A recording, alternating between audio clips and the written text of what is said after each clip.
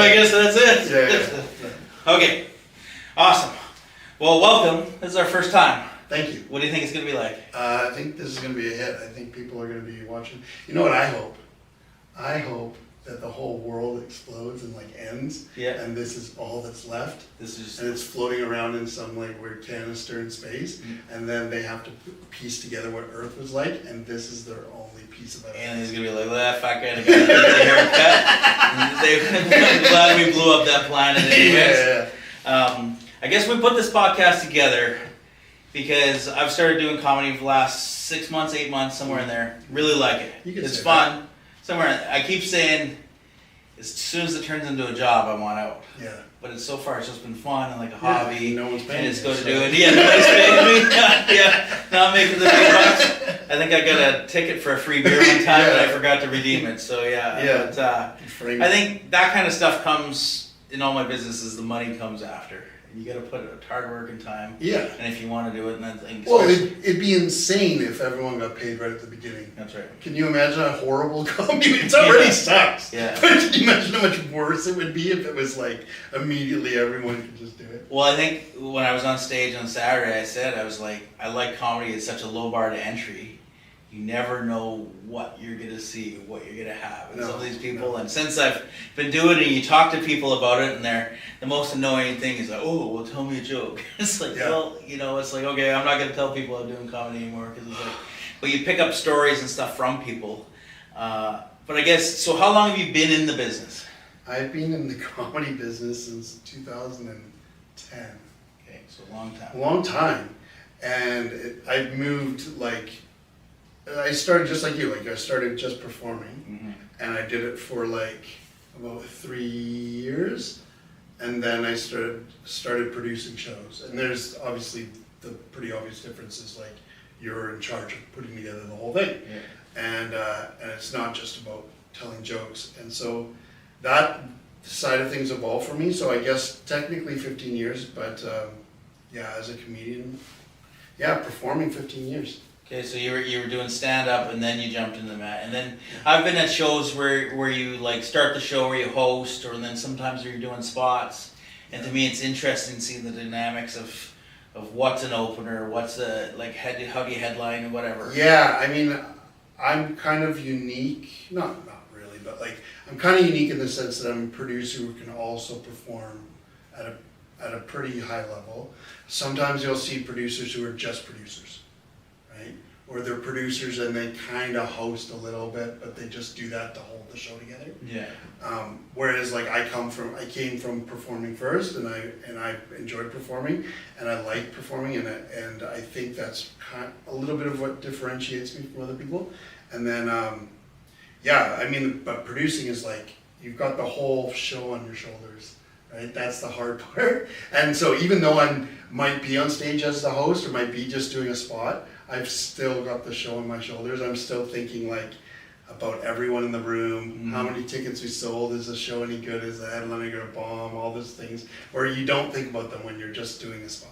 Well, it's like, and from business point of view, I think I've jumped into it half-assed backwards, where I'm like, oh, look at this, you could do this or run this, and it's like I didn't I still haven't done like a Thursday night spot, and like. Well, you're an anomaly in the sense that you're like, how old are you? I'm 45. You're 45, okay? So you're starting at 45 and you have a business, you know how the world works better than most people. Comedy, usually you start when you're a kid, like 19, 20, and you don't know how anything works, and you get your chops. So it's really interesting to watch the traditional trajectory of comics, because they can actually build up their skill set beyond their worldliness. So they'll be on stage like just like running the show, but just saying the most ignorant shit because they don't know how the world works. Yeah. And you've kind of come at it in an opposite way, where it's like you've done things in your life so that when you get on stage, it's like, and not just you, but most people when they get on stage at your age, it's a very odd thing to see, because it's like they hit the ground running, and it's almost like you've got to slow them down, because you're like, yeah, you understand everything. Yeah. Like, because you understand everything, you want to be like, oh, and then I'll just do this. But it's like, I've seen guys when they're older and they start, it's like you can run too fast, and it's the opposite with the younger guys. Well, that's where, like, Katie's always worried I'm gonna get canceled. Yeah. She's like, don't say this, don't say that, or, you know, I was sitting ready to go on the one night, and the guy, I don't know what he was thinking in front of me. It was Yeah. some crazy racist off-topic story, and she texts me right at the table, whatever you do, don't talk about that. Yeah. I felt like saying, like, no shit, like, Yeah, and that's the other thing. It's like you've got an adult mindset, right? Yeah. Whereas a younger kid wouldn't even think about that. He wouldn't have his wife. He wouldn't be married. One He'd clear. be 19, like Yeah. having some girl that don't say that. You can't. What are you gonna cancel? You're gonna cancel a 19-year-old? Yeah. What are you gonna take his shoes? And I guess, like, yeah, for me, you're right. You're not $40 or whatever you're making. It's not even relevant. I've never asked for money. Never thought about the money. Just want to go have some laughs, have some fun. Yeah. And, you know, it'd be nice to cover Katie's Well, bar bill once in a while. It's this beautiful thing about stand-up is like, because I work with all ages, I've been doing this a very long time, so I see it. Guys in their teens, like I only really get 19 because it's a bar, but 19 to about 26, 27, they're beautiful to work with because they're so enthusiastic, so crazy because they're kids Yeah. and they're mostly immature. So they're like an immature 22. So they're like wild kids Yeah. and they're so funny. And then the 28 to about 38 is like this weird demo where it's just like suddenly their eyes are open and they go, oh my god, I gotta get my shit together. And so they're like, they become kind of hard to deal with. Okay. Yeah. But then 38, 40, anything 40 above, they're just happy to do it. Yeah. And they're beautiful again. And it's like, if I had my way, everyone would be 19 to 25 and like 40 and above. You just And I wouldn't even yeah. deal with those. Because those guys, that demo, the young guys and the older guys are so awesome. They're so grateful. They just are like, you're just organizing shows for us and all we have to do is tell our jokes? Yeah. And they're like, that's like the best deal ever. That's what they want. Right? Yeah, and they appreciate it. I can see that. Like, there's all the different nightmare where, like, my biggest issue is like, oh, okay, it's like I find it much easier to do a 25-minute set rather than a 7-minute set. Like the other night, we got jammed for time and I was shorted up and I was like, okay, but I didn't feel like I was rushing through, but I was like, shit, I had so many things. But I think part of that, I mean, we're talking about a bunch of things at once. But Yeah. part of that is well, just that's what knowing- this. If you don't know, this is gonna be a podcast Yeah. basically. Well, what shit goes down Yeah. at the comedy shows? And he's got Dakotas all over the place, and then we're gonna bring in guests Yeah, and we talk, will bring in and then guests. we'll get their experiences. And you're this beautiful anomaly in the sense that you started comedy at 45, Yeah. which is like a crazy age to start, and you also have a business that's like not a complete failure. Yeah. So you're an anomaly in that too. And I can go do that. Well, I think I've always jerked around and talked to people and told stories, and, Yeah. and I've emceed, and like Yeah. you said before I went on stage, I wasn't nervous at all. You're like, oh, I'm like, oh, I've emceed like 4 Yeah, people yeah. weddings, and I've refereed for years, and always spoke at events and Yeah. stuff like. So that part it's not, but I actually love that little bit of nervousness Yeah. before I go up on stage Well- every time. I well- usually grab a drink at the bar, Yeah. and then it's like, okay, here we go, we're gonna go. And You're that's just like, so you're relaxed, and that goes back to your other question there. Your other point was like when your show gets truncated, when your 7-minute spot becomes 5, or when you things change on the fly, or you've got 20 minutes and you want to squish 25 minutes. That at the beginning, and this might not be true of everyone, but I think it's true of most. You're so excited to get those things out, and then you realize like you've got to put yourself in the position of the audience. mm-hmm. They don't know that you have 25 minutes worth of jokes and 25 minutes worth of very important things to say. They just want to be entertained while you're on stage. Yeah. And if you have to cut that out, fine. And just know that you can always go up on the next show or next week, and you always have stage time. Yeah, you don't have to always get it out. I thought it was so interesting. Ryan was on stage Yeah. there Friday, and he did this awesome, funny set. It was maybe 6 minutes, 7 minutes. He was talking about the drunk tank and this and that. And everybody was just glued in and watching. And really, his whole set was all about the drunk tank. Yeah. Like, he didn't talk other stories. He didn't give background. He didn't do. And I thought it was so fascinating where some of the other guys were like, who am I? What am I doing? This is where I'm going. Whereas Yeah. he just jumped in, got to the set. Well, Ryan's a real pro. Yeah. And I have a feeling that that's his set that he's sending in for the Winnipeg Comedy Festival. Okay. So the Winnipeg Comedy Festival is asking for submissions right now. So people have till October 15th to get their submissions out, Okay. and he's been on it before. So they pay like $20 to go to Winnipeg, and you have to pay for your flights. yeah. But then you get on TV, Yeah. and then your grandparents see it. So There you that's Bobby Hall, we had Bobby Hall one time. He's like, and when he signed his contract to go in Winnipeg, he Yeah. told his agent, he's like, I'm not going unless they give me $1 million. yeah. And he said his agent called him a couple hours later and said, pack your bags, you're going to Winnipeg. And he hated it ever since. He had definitely some things I don't want to say on the air, stories about Winnipeg, but Yeah.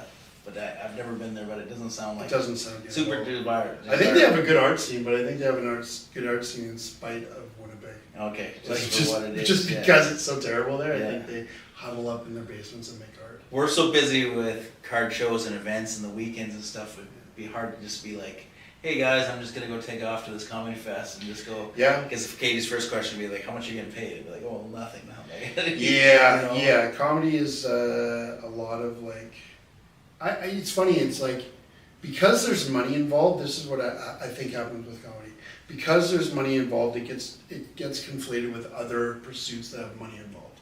What it should be compared to is all the pursuits that don't. Like if you took up cross country skiing tomorrow, Yeah. you wouldn't get paid.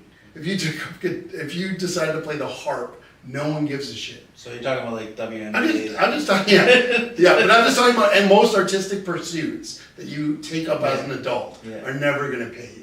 Well, that's why I say it's a good hobby. It's a insane fun- hobby. But like in my whole life, I have ended up making money off hobby businesses, so you can see Yeah, but it. you're Pokemon. But it's like, yeah, Pokemon and sports cards, but you could see, those are like, kind. and some of that, like, I guess in Okay, the word hobby is pretty loose. yeah, for So sure it is. I'm talking like an art, something where you dedicate yourself to it and you get better at it. Yeah, That, there's very few. yeah. But Like- you've had some good paying gigs over the Yeah, years, sure. and then you've probably had some going, I've had some that what am I doing here? you make negative money. Yeah, you're like, It's I worse just than spent money zero. to go there, yeah. Oh, that's the worst part. You bring in like a pro, and I'm like, man, I could have flown to his city and watched him. Go on and do it Oh, yeah, for what it is. That's So on a normal night on the comedy club, Dakota's and you're Yeah. running a Friday and a Saturday show, 2 shows. 2 shows, they're both hour and a half long. Mhm. How do you what goes into your thought? Who are you putting where? What's the difference between a true opener and the other guys, and then the headliner? Like how do Okay, you run that? everyone is trying to become a headliner. Okay. Everyone's trying to become a That's the only spot I like. Yeah, Of course. and Why even not? When you look at it, from the outside, you think like, oh, he must like hosting, he must like opening, he must like doing this. It's like everyone's trying to be a headliner. Yeah. Everyone wants to be. You have to do the other spots to get there. And even if you see a great headliner opening on a show or hosting a show, it's not because he couldn't headline. It's because you can only headline so many times in your town before people won't come see you. So you space it out, and as you space it out, you're writing new jokes, and then you're trying new jokes, and then you're like, oh, we're about 5 minutes of new material. So all you want is a 5-minute spot.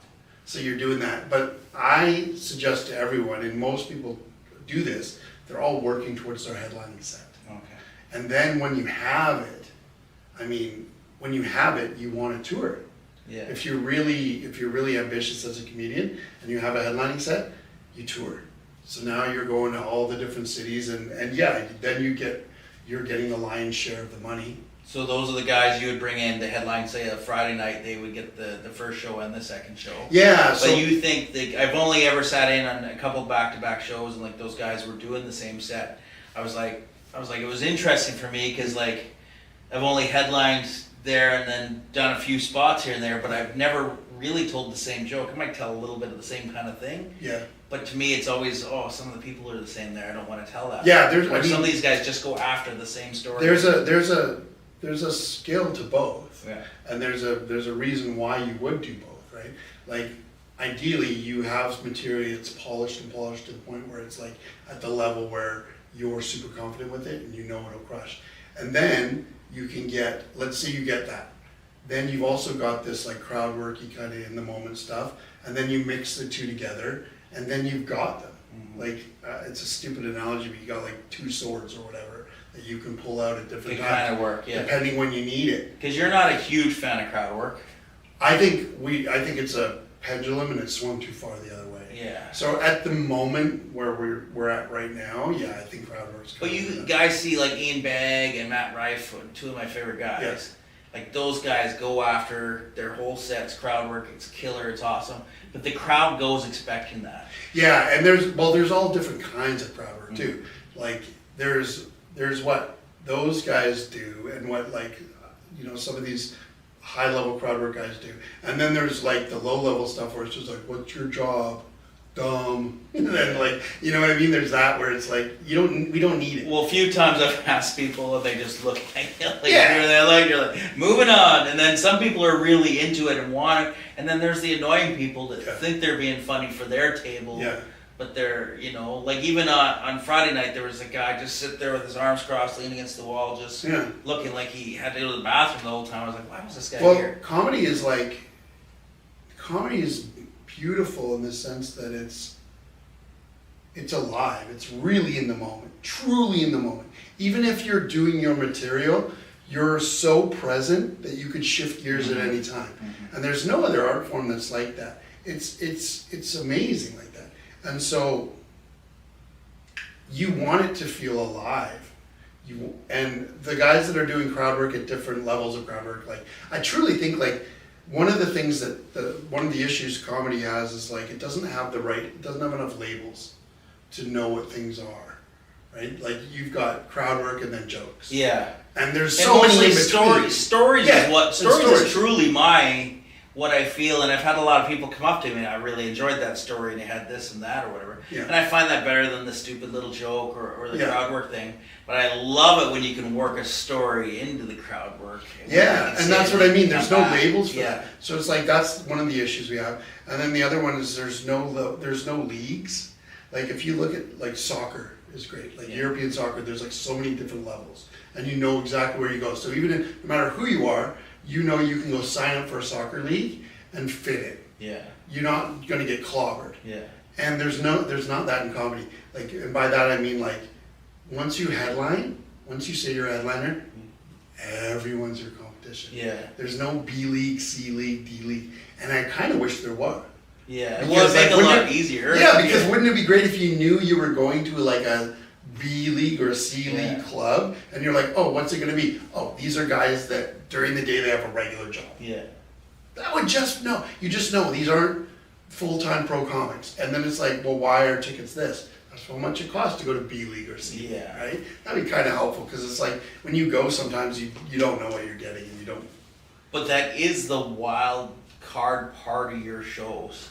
Yeah. Like it's a good thing. There are some, we show up, like there's guys that are like crazy killer good. Yeah. And then guys are going, how long does how did this guy win a ticket to get in here? And then and different things. I think, like I said, my approach to it is so ass backwards and different than normal people that I kind of see it. I'm like, oh, I wonder what it would have been like to, but like, would I want to go back and doing 4 minutes a week for how many weeks just to get, so you would give me 4 minutes or 8 minutes, and it's like, okay, what if that bombed?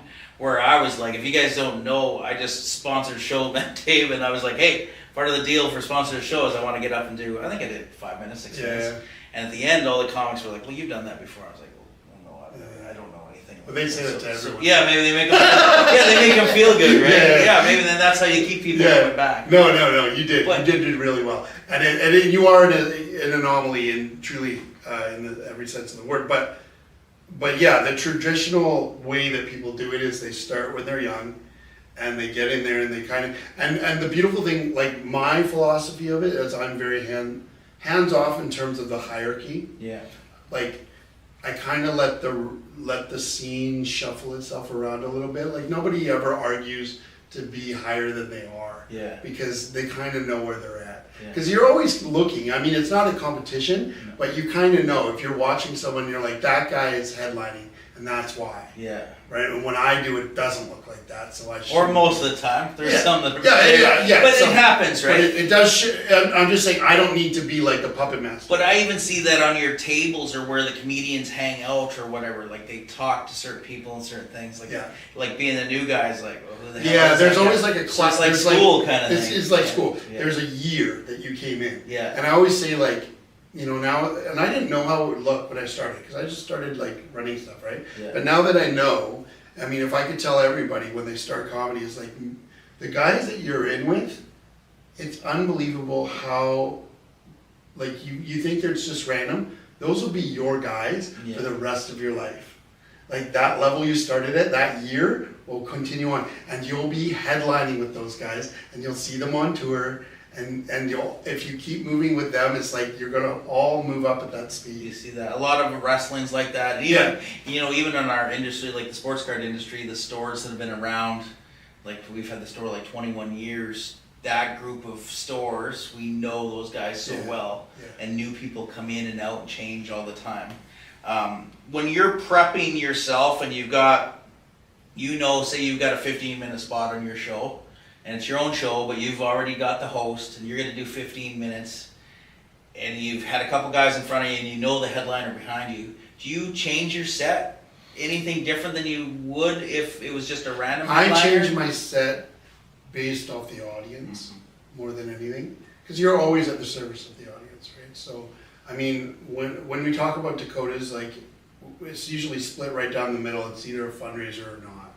So that determines a lot, right? So if it's an early show and they're there to raise money for the Girl Guides or whatever, you gotta do a certain kind of material.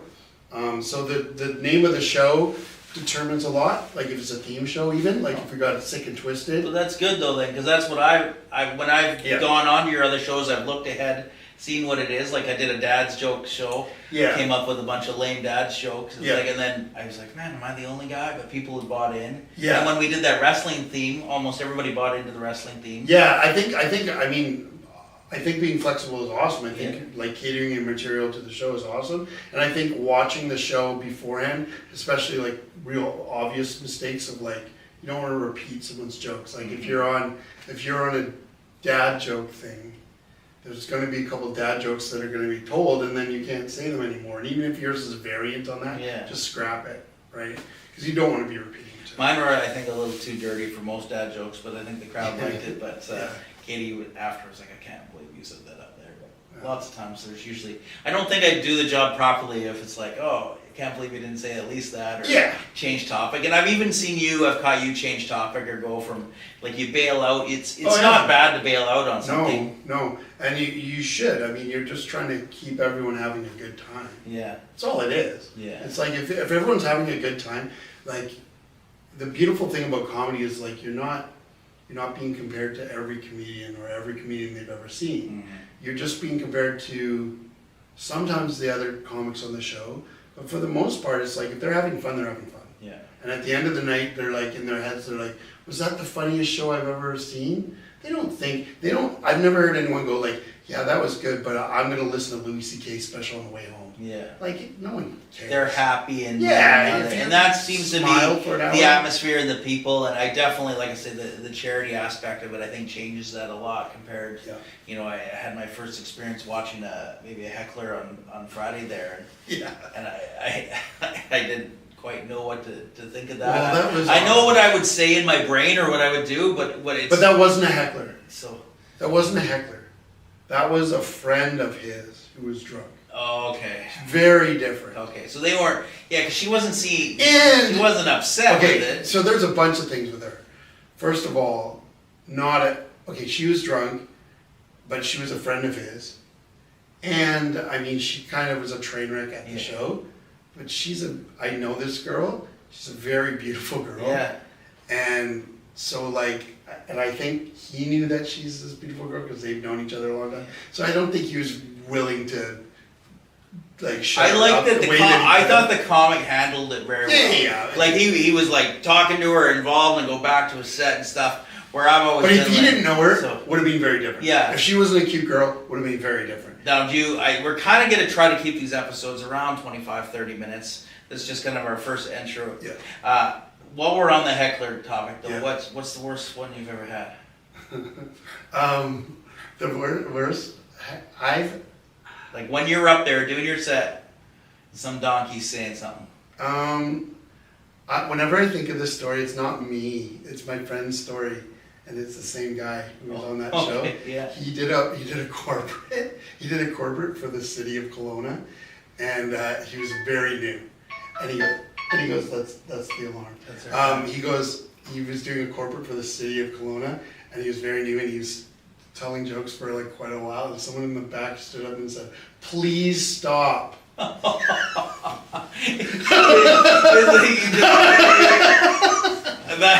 a little rough. I think it's the worst. That would one. be the worst, because it's like, if they're like, oh, your bubba's fat, or Yeah, whatever, you yeah. can kind of go back at it. But when There's it's nothing just, when worse than "please stop." Yeah, yeah. I always No, think it's like, about I guess it. if everyone just got up and pays their bills and leave too, Yeah. but when they're just like, yeah, that's rough. Nothing's so. worse than "please stop." Okay, well, I guess it's just going to be us shooting the shit. We're going to bring guys in. Hopefully you guys are entertained. If you are, hit the like and follow button. I think we wanted to end every show off. How did you want to end every show off? Because you got your book you were going to promote. Did you bring your book? I didn't. You didn't even bring his book. That's about how we run. That's okay. We'll bring it next time. He'll show it on there one time. Yeah. But he's got a book. It's will you explain it, Brendan? It's called Sure. Kill Dave, and it's a choose your own adventure book where you're me and you run the comedy club. So if you're interested in how a comedy club works, this is your first person adventure. We killed that guy. Yeah. Run that guy. Yeah, you can see, and it's me at my very worst. I tried to write a choose your own adventure and just flip it and be like, what if I was not a hero, just the worst piece of shit, and see how I could like ruin everyone's time. And yeah, enjoy the book. Check it out. Maybe we'll put a link in the comments. We'll bring it. We've got some shameless plugs and for the store, and Pokemon and everything else. Buy lots of Pokemon. And all the business owners we know in town and stuff. So I think this is going to be a fun adventure. We're going to try to pile these on. We're going to add guys. There'll be one where just us shooting the shit, talking about Comedy Club or what's happened. It's kind of unique perspective from a rookie on tour to a guy that's been there a long time. And I'm sure we'll find some guys that have been around even longer than you. Oh yeah. And then I know when I'm on the Sports Card podcast and stuff, everybody's like, "Oh, you've been doing shows since 1992, and these guys are just got into it." So it's the things that's new. It comes back, and we'll get it. And I'm sure you'll hear the odd story that'll make you laugh here and there, but it's more really for you to learn about comedy and want to come out and try it. And if you do want to try stand-up, Dave's always got spots on Thursday night. What time is that? 6:30? 7 o'clock. Sign-ups at 6:30. 6:30 is for sign-ups, so you can have a beer, go, you get 4 minutes in front of everybody. Yeah. And I don't think anybody really gives a shit. They're not going to laugh or boo or anything at you. It'll be just like that, right? Yeah. Okay, awesome. Thanks very much, and we'll see you next week. Bye. Well done. I think that was good. think it was Watch, this is where we go when the battery died. Yeah.